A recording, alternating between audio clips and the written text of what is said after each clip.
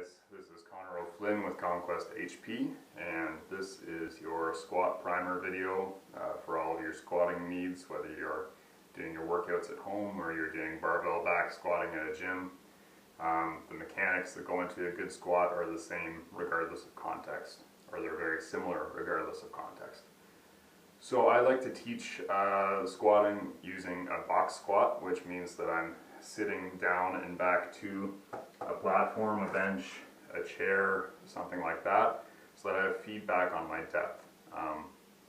So what you want to do to start out with your squat is think about doing about shoulder width apart with the feet. A little bit of outward turn is okay, but we don't want like 30-45 degrees, then we're starting to play with fire a little bit.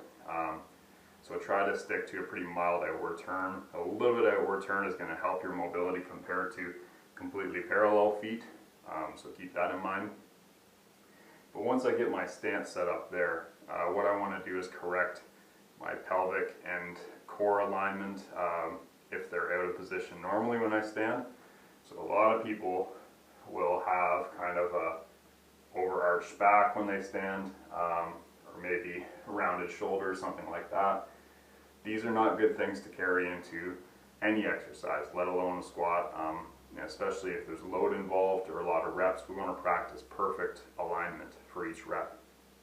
So I get my stance, whether I'm out of position or not, what I'm going to do is squeeze my glutes as hard as I can. A little bit of contraction does nothing, but if I keep squeezing as hard as I can, eventually my pelvis is going to end up beneath my shoulders.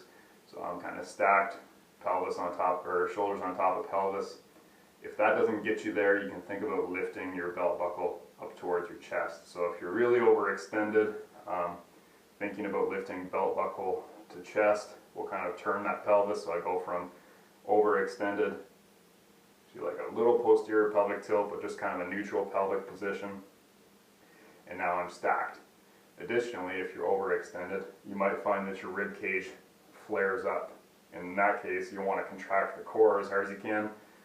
Pull those ribs down a little bit so that I have my pelvic bowl sitting like this and my rib cage sitting like this.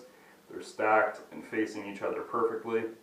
That's the alignment I want to carry into every single repetition of the squat. So if you're using a barbell back squat, or if you're just doing a bodyweight squat, I'm lifting that barbell, I'm stepping back, I'm making sure I have this alignment before every single rep. For our box squat, I'm just going to set up with my calves just in front of what I'm going to squat down to. Glutes, core, get that alignment, lift the belt buckle if you need to think about doing that. Keep that good posture as you sit your hips back slightly and down.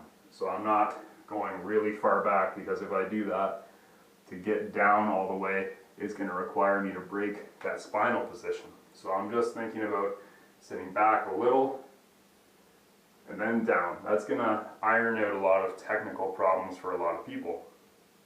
But you'll notice that as I do that to this platform, I don't have to break my alignment. If I keep a whole lot of glute tension and a whole lot of core tension, then this relationship, my core, my spinal position, doesn't need to change. You might find that going to a platform that deep is too hard for you right now. You might find that you can keep core tension and glute tension up to a certain point, but then you lose that contraction and you have to bend, or you have to overextend and then bend. And those reps just they're not worth doing.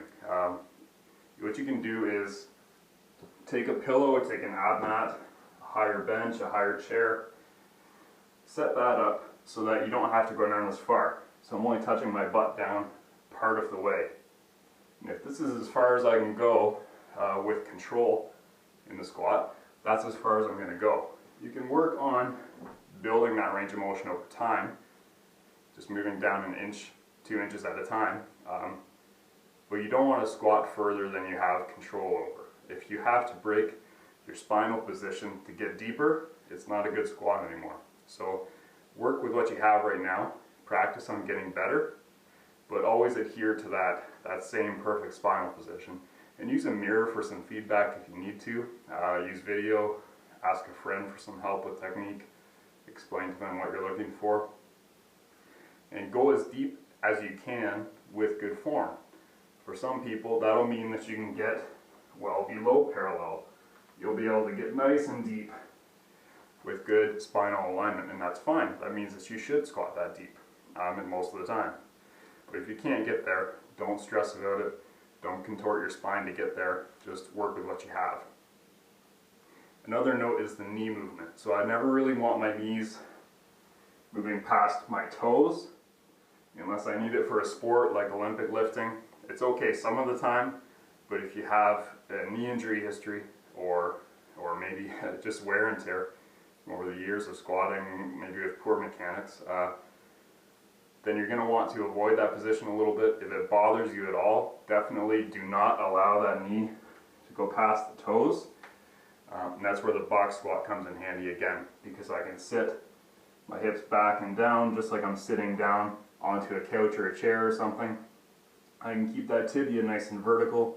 My knee does not have to move far forward at all. So that's going to be a good resource for you. That's part of the reason that I like box squatting. Excuse me. So we don't want any more forward knee movement than you can tolerate. If you can tolerate it all day, that's fine. Going past the toes is probably excessive. You probably don't need to do that for a good squat. Knee movement medially and laterally shouldn't happen too much. So I want to get tension, maintain tension the whole time through that squat, and they should move pretty much on a linear track. I can move my knees to the outside of my feet as I go down, and that's fine. I'll be okay with that. Most people won't be bothered by it as long as the inside of the foot and the big toe stays down on the ground. What you don't want is to go from a normal alignment or out here to caved in. If I get to caved in and my knees are on the inside of my feet, that's just asking for a knee injury or maybe even a low back injury. It's certainly not optimal for training anything. So at the very least, knees stay over top of the feet, maybe just on the outside of the foot, but those are safe positions to work with. The third thing to think about is to keep full body tension. So we talked about glutes and core. If I want a good solid squat that's going to have a solid training effect for me, I'm going to keep as much tension through my body as I can. So whether I'm using body weight or a loaded barbell, I'm thinking of pulling those shoulder blades down and back, keeping my shoulder blades kind of in my back pockets, keeping my chest nice and tight, keeping my quads tight, my glutes tight, my core tight, and maintaining that tension as you go through your range of motion.